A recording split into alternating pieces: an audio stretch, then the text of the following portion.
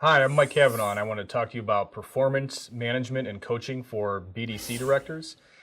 When you're managing and coaching people in a BDC, there's a couple things that you want to keep in mind. And first and foremost, you need to get to know your employees as people, not just employees. They need to really have a good relationship with you and understand that your feedback, when you give it, is coming from a good place. That your success and their success is aligned. So whenever you're giving them feedback, it's looked at something positive and constructive, not as critical. You want to make sure that you're measuring and rewarding things that are within their control, not just things like sales when it comes to how many cars are sold, because that is out of the control of the folks that are in the BDC.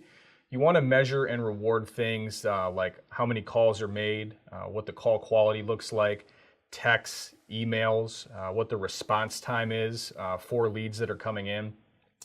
And really, you want to make sure that you're not a manager or a coach that is only looking at reports and sending emails. There needs to be real, genuine human interaction with people. And the only way that feedback can be genuine is if you're spending enough time with that person, shadowing that person, doing side-by-sides with them, and getting to know them. And there's some soft things that are important as well to build that relationship. Make sure that you're going to lunch with your people and you're getting to know them as a person, as a human being. You need to know what's going on in their life. And sometimes you're better off letting somebody go home early for that day if they've got a lot of personal things going on in their life, if there's an issue with their kid, somebody's sick, things like that, because a distracted employee in a BDC is very ineffective. And we spend a lot of dollars. We spend hundreds of dollars every month trying to generate traffic and get people to send us a lead, to generate a phone call. And if that's handled improperly, you really only get one chance at that a lot of times. So you need to make sure that you understand what's really going on with somebody in their life. Another important aspect of really properly coaching and managing folks in a BDC is that you need to make sure that they are true product experts on what vehicles that you have in stock. And that's really difficult when you're selling new and used vehicles. They need to understand the features, the options, the packages on a certain vehicle. They need to understand how that has value in the market, and you need them to be able to answer that question themselves and not have to defer to somebody else, to a manager, to somebody in sales. You want to give the customer confidence when they call into the BDC that they can get all of their questions answered by somebody that really understands what they're looking for.